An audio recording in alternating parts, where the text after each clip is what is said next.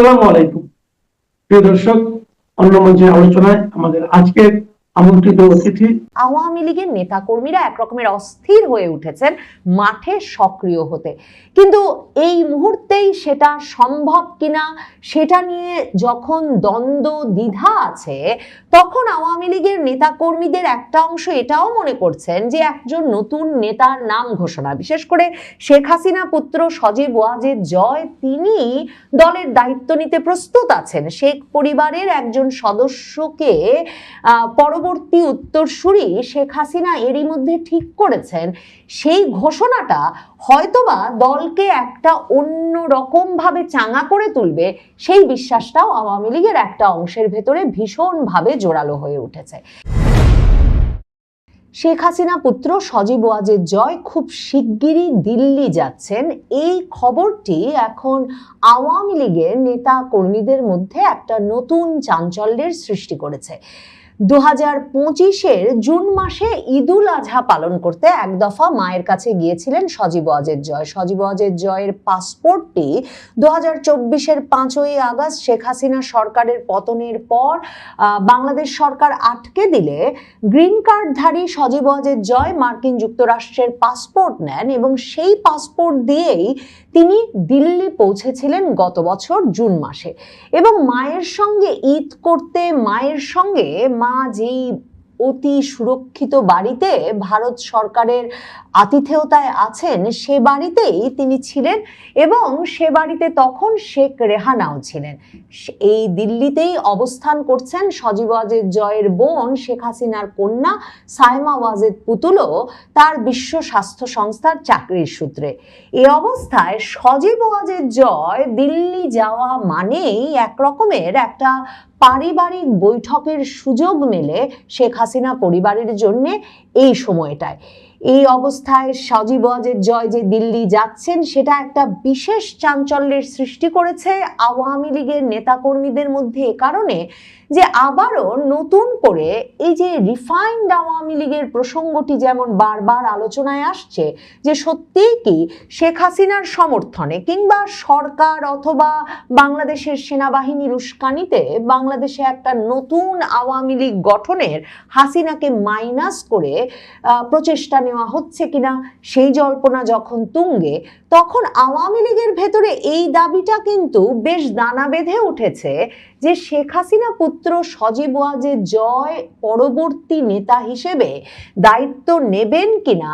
এই বিষয়টা এইরকম একটা টালমাটাল সময়ে খোলাসা করে বললে দল আরো পাকাপাকিভাবে সংগঠিত হওয়ার সুযোগ পাবে। মানে শেখ হাসিনা চলে গেলে, শেখ হাসিনার কিছু হলে, শেখ হাসিনাকে যদি আর কখনো বাংলাদেশে ফিরতে না দেওয়া হয় তাহলে আওয়ামী লীগের কি হবে, এমন একটা আওয়াজ 2024-এর 5ই আগস্টের পর থেকেই কিন্তু বারবার তোলা হয়েছে এবং বারবার আওয়ামী লীগ প্রসঙ্গে এই আলাপটা ওঠানোর চেষ্টা করা হয়েছে যে শেখ হাসিনাকে বাদ দিয়ে, শেখ পরিবারকে বাদ দিয়ে একটা আওয়ামী লীগ নতুন করে পরিশুদ্ধকরণের মাধ্যমে, মানে একটা রিফাইন্ড আওয়ামী লীগের জন্ম দেওয়া যায় কিনা। নেতাকর্মীদের মধ্যে আওয়ামী লীগের ভেতরে এই নিয়ে কোনো চাঞ্চল্য সৃষ্টি হতে পারেনি, কারণ তারা মনেই করে না যে বঙ্গবন্ধু শেখ মুজিবুর রহমানের পরিবারের বাইরে আওয়ামী লীগের কেউ যদি নেতৃত্বে আসেন তাহলে তারা দলটাকে সেভাবে সংগঠিত করতে পারবেন যেভাবে সংগঠিত করতে সংসার সন্তান ছেড়ে, প্রবাস জীবন ছেড়ে শেখ হাসিনাকে বাংলাদেশে ফিরতে হয়েছিল এবং আওয়ামী লীগের দায়িত্ব কাঁধে নিতে হয়েছিল এবং যার নেতৃত্বে শেষ পর্যন্ত 21 বছর বাদে আওয়ামী লীগ ক্ষমতায় আসতে পেরেছিল। কাজেই আওয়ামী লীগের নেতাকর্মীরা স্পষ্টতই মনে করেন শেখ হাসিনা যতদিন আছেন ততদিন শেখ হাসিনাই আওয়ামী লীগের একমাত্র নেতা হতে পারেন, যিনি আওয়ামী লীগের সকল পর্যায়ের নেতা কর্মীকে সংগঠিত রাখতে পারেন, ঐক্যবদ্ধ রাখতে পারেন এবং তিনি বাংলাদেশে আওয়ামী লীগের রাজনীতিকে পুনঃপ্রতিষ্ঠা করবেন। আওয়ামী লীগের রাজনীতির সকল স্তরে এই বিশ্বাস ভীষণ দৃঢ়ভাবে আছে, কারণ শেখ হাসিনা নিজে বারবার তার নেতাকর্মীদের একথাটা বলেন যে 5ই আগস্টের ওই ঘোরতর দিনেও আল্লাহ যে তাকে বাঁচিয়ে রেখেছেন এটা নিশ্চয়ই একটা কারণ থাকতে হবে। কাজেই বাংলাদেশে তিনি ফিরে যাবেন তার সকল নেতা কর্মীদের নিয়ে, আবারও আওয়ামী লীগের রাজনীতিকে সক্রিয় করবেন তার নেতৃত্বেই। এই অবস্থাতেও আওয়ামী লীগের নেতা কর্মীদের ভেতরে একটা বড় দাবি এখন একটা অংশের মধ্যে দানা বেঁধে উঠছে যে কেনই বা পরবর্তী নেতা হিসেবে সজীব ওয়াজেদ জয় আনুষ্ঠানিকভাবে এ সময়ে দায়িত্ব নিচ্ছেন না। কারণ সজীব ওয়াজেদ জয় অনেক সক্রিয় হয়েছেন 5ই আগস্টের পর থেকে বাংলাদেশ আওয়ামী লীগের রাজনীতিতে। তিনিও তার মায়ের মতোই প্রায়শই দলের নেতাকর্মীদের সঙ্গে অনলাইন বৈঠক করছেন, দলকে সংগঠিত রাখার চেষ্টা করছেন, নানা রকম সলা পরামর্শ করছেন দলের নেতাকর্মীদের সঙ্গে। তাহলে দলে তিনি দায়িত্ব নেবেন, দলে কোনো প্রয়োজন দেখা দিলে, জরুরি প্রয়োজন দেখা দিলে এই আনুষ্ঠানিক বক্তব্যের বা এই আনুষ্ঠানিক ঘোষণা আসতে বাধা কোথায়? এই চাপটা এখন শেখ পরিবারের ওপর বাড়ছে। আওয়ামী লীগের নেতাকর্মীদের ভেতরে তাই একটা চাঞ্চল্য তৈরি হয়েছে যে এ দফায় এই আলোচনাটা যখন অনেকটাই তুঙ্গে, তখন যখন সজীব ওয়াজেদ জয় দিল্লি যাচ্ছেন, যেই দিল্লিতে সাইমা ওয়াজেদ পুতুলও আছেন, যেই দিল্লিতে শেখ রেহানাও থাকেন প্রায়শই, তখন কেন শেখ পরিবার একত্রে বসে এই সিদ্ধান্তটি গ্রহণ করে না এবং এই সিদ্ধান্তটি আনুষ্ঠানিকভাবে জানায় না? শেখ হাসিনা এই বিষয়টি নিয়ে ভাবছেন, এটাও অনেকের মাথায় ঘুরছে।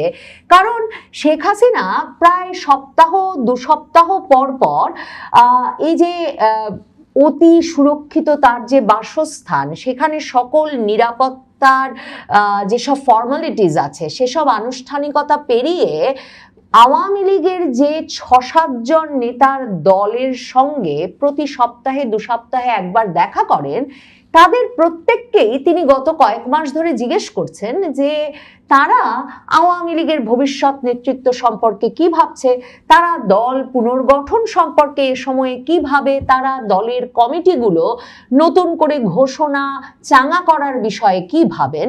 এবং সেসব ক্ষেত্রে আওয়ামী লীগের নেতাদের তরফে, সাবেক এমপিদের তরফে শেখ হাসিনা সাধারণত এই উত্তরটা পেয়েছেন যে একদিকে যেমন দলের এই টালমাটাল অবস্থায় নতুন করে কমিটি ঘোষণা করে কাউকে কাউকে নতুন করে বিপদগ্রস্ত করা হবে কিনা সে প্রশ্ন আওয়ামী লীগকে করতে হবে। দ্বিতীয়ত, এই সময়ে একবার নেতৃত্ব পরিবর্তন করে আরেক নতুন নেতৃত্ব এনে দলের ভেতরে নতুন করে যে টানাপোড়েন সৃষ্টি করা হবে সেটাও দলের জন্য মঙ্গলজনক হবে কিনা সে প্রশ্ন সাবেক অনেক এমপিরা তুলছেন। আওয়ামী লীগের শীর্ষ নেতৃবৃন্দের অনেকে শেখ হাসিনার সঙ্গে আলাপের সময় তুলেছেন, কিন্তু তাদের প্রত্যেকেরই একরকমের ইতিবাচক মনোভাব আছে। শেখ হাসিনা পুত্র সজীব ওয়াজেদ জয় দলের দায়িত্ব নেবেন, এই ঘোষণাটা যদি এ সময়ে বা খুব শিগগিরই দলের ভেতর থেকে দিয়ে দেওয়া হয় সে বিষয়টা নিয়ে। কাজেই শেখ হাসিনা এই আলোচনাটা কিন্তু একরকমের তার দলের ভেতরেও বারবার তুলছেন, তা খুবই ছোট পরিসরে তিনি যখন আলোচনা করার সুযোগ পাচ্ছেন।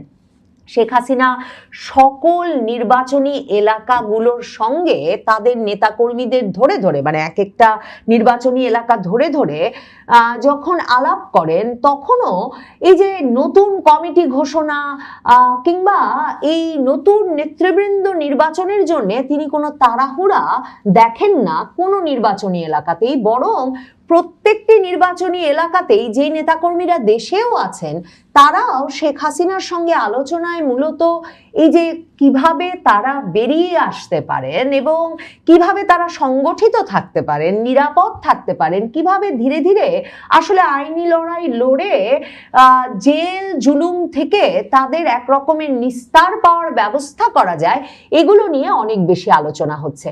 তবে যেসব জায়গায় একেবারেই সক্রিয় কমিটি নেই স্বেচ্ছাসেবক লীগ, ছাত্রলীগ, যুবলীগের সেসব জায়গায় কিন্তু এরই মধ্যে কমিটি ঘোষণা, নতুন কমিটি ঘোষণা শুরু হয়েছে। কাজেই আওয়ামী লীগ যে একরকমের পুনর্গঠন করা হবে, মানে যেই জায়গায় যেমন দরকার সেই জায়গায় তেমন ব্যবস্থা নিয়ে আওয়ামী লীগকে যে এলাকা ভিত্তি করে সক্রিয় করার সর্বোচ্চ প্রচেষ্টার দিকে এগিয়ে যাওয়া হবে, সেই ইঙ্গিতটা কিন্তু 12ই ফেব্রুয়ারির নির্বাচনের পর থেকে আওয়ামী লীগের যত রকম সংযোগ ঘটছে শেখ হাসিনার সঙ্গে, কিংবা আওয়ামী লীগের অন্যান্য পর্যায়ের নেতা কর্মীরা যত রকম তাদের বিভিন্ন ফোরামে আলাপ করছেন, সেখানে সেটা পরিষ্কার। আওয়ামী লীগের নেতা কর্মীরা একরকমের অস্থির হয়ে উঠেছেন মাঠে সক্রিয় হতে। কিন্তু এই মুহূর্তেই সেটা সম্ভব কিনা সেটা নিয়ে যখন দ্বন্দ্ব দ্বিধা আছে, তখন আওয়ামী লীগের নেতা কর্মীদের একটা অংশ এটাও মনে করছেন যে একজন নতুন নেতার নাম ঘোষণা, বিশেষ করে শেখ হাসিনা পুত্র সজীব ওয়াজেদ জয়, তিনি দলের দায়িত্ব নিতে প্রস্তুত আছেন। শেখ পরিবারের একজন সদস্যকে পরবর্তী উত্তরসূরি শেখ হাসিনা এরই মধ্যে ঠিক করেছেন। সেই ঘোষণাটা হয়তোবা দলকে একটা অন্য রকম ভাবে চাঙা করে তুলবে, সেই বিশ্বাসটাও আওয়ামী লীগের একটা অংশের ভেতরে ভীষণভাবে জোরালো হয়ে উঠেছে। এই যে বাংলাদেশে একটা খবর ছড়ানোর চেষ্টা হয়েছে খলিলুর রহমানদের সফরের পরেও, যে সফরে আদৌ শেখ হাসিনা প্রসঙ্গে বাংলাদেশের পররাষ্ট্রমন্ত্রী আর তারেক রহমানের পররাষ্ট্র বিষয়ক উপদেষ্টা হুমায়ুন কবির কথা তুলেছেন কিনা সেটাই নিশ্চিত নয়। তারপর যে সংবাদ মাধ্যমে একটা রব তোলা হলো যে পররাষ্ট্র মন্ত্রণালয় ভারতের, তার মুখপাত্র রণধীর জয়সওয়াল বলেছেন বাংলাদেশের প্রত্যর্পণ আহ্বানের বিষয়টি তারা এখন খতিয়ে দেখছেন, এবং তার মাধ্যমে বাংলাদেশের সংবাদ মাধ্যম এমন ভাবে খবরটা পরিবেশন করলো যেন মনে হলো ভারত সরকার দিল্লি থেকে শেখ হাসিনাকে ঢাকায় পাঠানোর কথা ভাবছে। রণধীর জয়সওয়াল যে কথাটা বলেছেন, রুটিন উত্তর বরাবর ভারতের পররাষ্ট্র মন্ত্রণালয় এই উত্তরই দিয়ে এসেছে যে তারা খতিয়ে দেখছে বাংলাদেশের প্রত্যর্পণের আহ্বানের বিষয়টি, মানে যেই অনুরোধ বা আহ্বান তাদের কাছে সেই ইউনূস সরকারের আমলেই পাঠানো হয়েছিল। কিন্তু ভারত সরকার যে মূলত শেখ হাসিনাকে সম্পূর্ণরূপে রাজনৈতিক কর্মকাণ্ড পরিচালনা করতে দিচ্ছে, তার প্রমাণ হচ্ছে যে একদিকে শেখ হাসিনা নিয়মিত এমনকি মুখোমুখি সাক্ষাৎ করছেন গত প্রায় 1 বছর ধরে দলীয় নেতাকর্মীদের সঙ্গে ছোট ছোট ভাগে বিভক্ত হয়ে। অন্যদিকে এই যে শেখ হাসিনা পরিবারের সদস্যদের খুব শিগগিরই একটা বৈঠক অনুষ্ঠিত হতে যাচ্ছে, যেখানে সজীব ওয়াজেদ জয়কে কিন্তু জুন মাসেও একেবারে রাষ্ট্রীয় অতিথির মর্যাদায় এয়ারপোর্ট থেকে রীতিমতো সিকিউরিটি এসকর্ট দিয়ে তার মায়ের ঠিকানা পর্যন্ত নিয়ে যাওয়া হয়েছিল ভারতীয় সরকারের সরাসরি প্রত্যক্ষ তত্ত্বাবধানে। কাজেই এ দফায়ও এই যে শেখ পরিবারকে একটা একত্রিত হওয়ার অনুমোদন এবং সুযোগ ভারত সরকারের তরফে দেওয়া হচ্ছে, এতে পরিষ্কার ভারত সরকার আওয়ামী লীগকে খুব শিগগিরই মাঠে সক্রিয় দেখতে চায়। এবং ভারত সরকার আসলে এই যে তারেক রহমান সরকার এসে বাংলাদেশে আওয়ামী লীগের রাজনৈতিক কার্যক্রমটা নিষিদ্ধ করতে রীতিমতো আইন পাশ করেছে, এই বিষয়টা নিয়ে এতটাই অসন্তুষ্ট যে ভারত সরকার এই বিষয়গুলো এখন বরং ভাবছে যে বাংলাদেশের সঙ্গে ভিসার যে সমস্যাগুলো রয়েছে সেগুলো কি খুব শিগগিরই স্বাভাবিকীকরণ করা উচিত কিনা। মানে মেডিকেল ভিসা, বিজনেস ভিসা ধীরে ধীরে খুলবে বটে ভারত, কিন্তু ট্যুরিস্ট ভিসার বিষয়টা খুব শিগগিরই স্বাভাবিক করাটা ভারতের জন্য মঙ্গলজনক হবে কিনা, বা ভারত ওই বিষয়টা হাতে ধরে রেখে বরং দর কষাকষির সুযোগটা খোলা রাখতে চাইছে।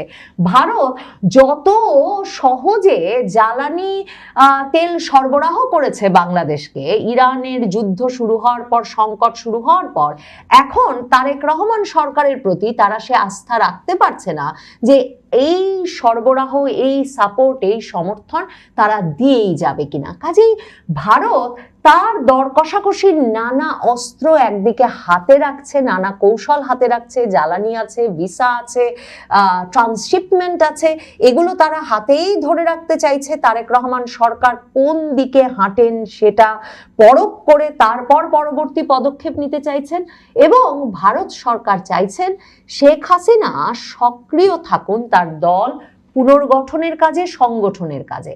নতুন নেতা হিসেবে অন্য কাউকে খোঁজার কথা একেবারেই যে ভারত সরকার ভাবছে না তার প্রমাণ ভারত সরকার শেখ হাসিনাকেই পূর্ণাঙ্গ রাজনৈতিক কর্মকাণ্ড পরিচালনার সুযোগ দিচ্ছেন দিল্লিতে বসে, অথচ তারেক রহমানের পররাষ্ট্র বিষয়ক উপদেষ্টা দিল্লি ঘুরে এসেও বলেছেন তারা নাকি ভারত সরকারকে বলেছেন যে ভারতের মাটিতে বসে শেখ হাসিনা যাতে সন্ত্রাসী কর্মকাণ্ড পরিচালনা করতে না পারেন সে বিষয়ে নাকি কড়া বার্তা তারা দিয়ে এসেছেন ভারত সরকারকে। অবৈধ ইউনূস সরকার যাওয়ার আগে বাংলাদেশকে চিরদিনের জন্য আমেরিকার দাসে পরিণত করে রেখে গেছেন।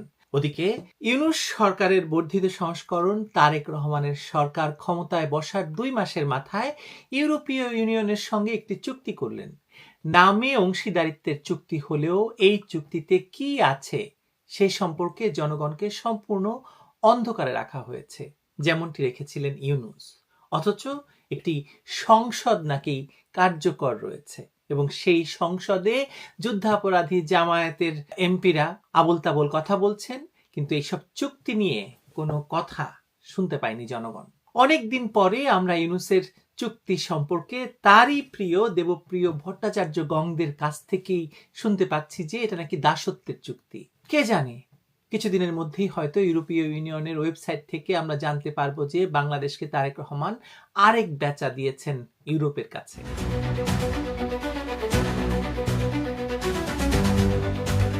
একজন রাজনৈতিক বিশ্লেষক হিসাবে যখন আমি বাংলাদেশের সাম্প্রতিক এই উদ্বেগজনক ঘটনা প্রবাহের দিকে তাকাই তখন আমার কাছে বিষয়টি অত্যন্ত পরিষ্কার হয়ে ওঠে। স্বাধীন, সার্বভৌম এবং বাংলাদেশের রাজনীতি এবং এর অখণ্ডতা নিয়ে কথা বলতে গেলে সবার আগে যে নামটি উচ্চারণ করতে হবে সেটি হলো বাংলাদেশ আওয়ামী লীগ। এর কারণ শুধু এই নয় যে আওয়ামী লীগ দেশের সবচেয়ে পুরাতন বা স্বাধীনতা যুদ্ধে নেতৃত্ব দানকারী দল, বরং বাংলাদেশ নামক রাষ্ট্রটির জন্মের পূর্ব থেকেই একমাত্র এই দলটি একটি নিয়মতান্ত্রিক এবং গণতান্ত্রিক রাজনৈতিক নীতিতে চলে আসছে। জাতির পিতা স্বাধীন বাংলাদেশের স্থপতি বঙ্গবন্ধু শেখ মুজিবুর রহমানের নেতৃত্বে যে দলটি আমাদের একটি স্বাধীন ভূখণ্ড এবং 1972 সালের সংবিধানের 4 জাতীয় মূলনীতি উপহার দিয়েছিল, সেই দলটিকে রাজনীতি থেকে দূরে সরিয়ে রাখার গভীর ষড়যন্ত্রের পরিণতি হলো আজকের এই অন্ধকার চুক্তিগুলো। ইতিহাস নির্মমভাবে সাক্ষ্য দিচ্ছে বাংলাদেশে বারবার অবৈধভাবে ক্ষমতা দখলকারীরা ক্ষমতায় এসেই প্রথম আঘাতটি হানে আওয়ামী লীগের উপর। 1975 সালে বঙ্গবন্ধুকে সপরিবারে হত্যা করে যেমন এই দলটিকে নিশ্চিহ্ন করার চেষ্টা হয়েছিল, ঠিক তেমনি 2024 সালের অবৈধ ইউনূস সরকার ক্ষমতা দখল করে অধ্যাদেশ জারির মাধ্যমে আওয়ামী লীগের কার্যক্রম নিষিদ্ধ করে। আর সেই একই ধারাবাহিকতায় ইউনূস সরকারেরই বর্ধিত সংস্করণ তারেক রহমানের বর্তমানের সরকার সংসদে আইন পাশ করে সেই নিষেধাজ্ঞাকে পাকাপোক্ত করেছে।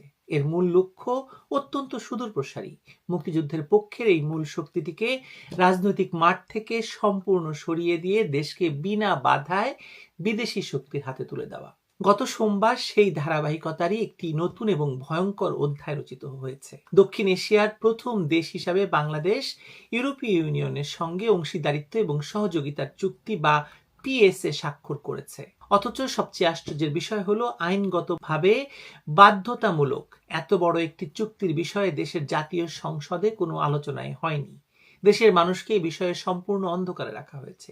এই চুক্তিতে বাণিজ্য, বিনিয়োগ, সুশাসন, মানবাধিকার, প্রতিরক্ষা, ইন্টারনেট নিরাপত্তা, জলবায়ু, জ্বালানি থেকে শুরু করে মৎস্য, কৃষি প্রায় 35টি স্পর্শকাতর খাত অন্তর্ভুক্ত হয়েছে।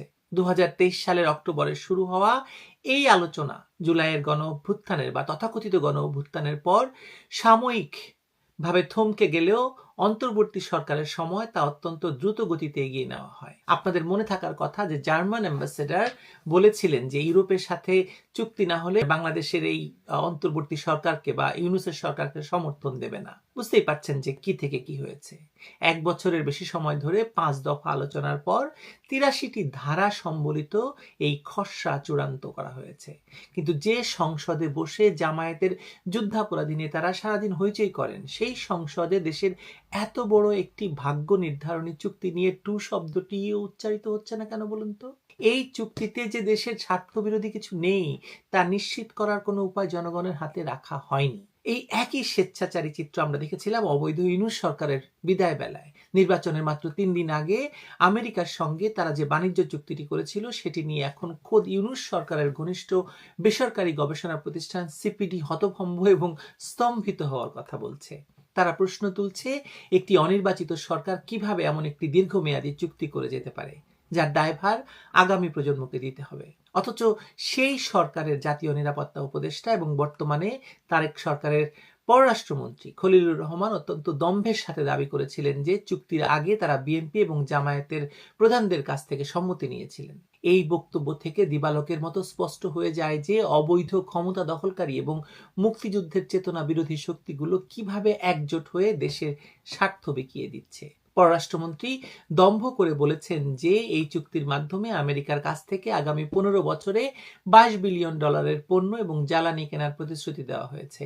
বোয়িং এর উড়োজাহাজ কেনা হচ্ছে এবং গম এবং সয়াবিনের মতো পণ্য আমদানি বাড়ানো হচ্ছে। এর বিনিময়ে তৈরি পোশাক খাতে সামান্য কিছু শুল্ক ছাড়ের মূলা ঝুলিয়ে এই দীর্ঘমেয়াদী অর্থনৈতিক দাসত্বের শৃঙ্খল পরানো হয়েছে দেশের অর্থনীতিকে। তিনি ভিয়েতনাম বা কম্বোডিয়ার সঙ্গে তুলনা করে এই চুক্তির পক্ষে সাফাই গাইলেও এই সত্যটি আড়াল করতে চাইছেন যে একটি বৈধ এবং শক্তিশালী নির্বাচিত সরকার ছাড়া কোনো দেশ কখনো সমান্তরাল শর্তে বিদেশিদের সঙ্গে দর কষাকষি করতে পারে না। এখানে মূল সংকটটি শুধু বাণিজ্য বা অর্থনীতির নয়, বরং রাষ্ট্রের অস্তিত্ব এবং সার্বভৌমত্বের। একটি রাষ্ট্র যখন তার নিজস্ব রাজনৈতিক বৈধতার তীব্র সংকটে ভোগে তখন সেই দুর্বল সরকার আন্তর্জাতিক পরিমণ্ডলে শক্তিশালী বলয়গুলোর হাতের পুতুলে পরিণত হয়। তারেক রহমানের এই সরকার, যার জন্ম একটি প্রশ্নবিদ্ধ এবং বিতর্কিত প্রক্রিয়ার মাধ্যমে এবং যার রাজনৈতিক ভিত্তি অত্যন্ত নড়বড়ে, তারা এখন পশ্চিমা শক্তিগুলোর সব শর্ত বিনা বাক্যে মেনে নিচ্ছে, একের পর এক চুক্তি করছে। একদিকে আমেরিকার সঙ্গে বাণিজ্য চুক্তির মাধ্যমে অর্থনৈতিক নিয়ন্ত্রণ তুলে দেওয়া হয়েছে, অন্যদিকে ইউরোপীয় ইউনিয়নের সঙ্গে এই পিসিএ চুক্তির মাধ্যমে রাষ্ট্রের অভ্যন্তরীণ নীতি নির্ধারণের অধিকারও পশ্চিমা জোটের কাছে দেওয়া হচ্ছে। এর সুদূর প্রসারী লক্ষ্য যে কেবল অর্থনীতিতে সীমাবদ্ধ নয় তা যুক্তরাষ্ট্রের নবনির্বাচিত প্রেসিডেন্ট বা যুক্তরাষ্ট্রের প্রেসিডেন্ট ডোনাল্ড ট্রাম্পের চিঠির দিকে তাকালেই বোঝা যায়। তিনি তারেক রহমানকে লেখা চিঠিতে বাণিজ্য চুক্তির পাশাপাশি প্রতিরক্ষা চুক্তির বিষয়ে দৃঢ় পদক্ষেপ নেওয়ার আহ্বান জানিয়েছিলেন বা নির্দেশ দিয়েছিলেন। যদিও বর্তমান পররাষ্ট্রমন্ত্রী দাবি করেছেন যে জিসোমিয়া বা আকসার মতো সামরিক চুক্তি নিয়ে এখনো আলোচনা হয়নি, কিন্তু তিনি একথাও স্বীকার করেছেন যে আগামী দিনে ইন্দো প্যাসিফিক কৌশল নিয়ে তাদের নতুন করে ভাবতে হবে। অর্থাৎ সাম্রাজ্যবাদী শক্তিগুলোর সামরিক এবং কৌশলগত বলয়ে বাংলাদেশকে প্রবেশ করানোর পটভূমি অত্যন্ত সুকৌশলে প্রস্তুত করা হয়েছে।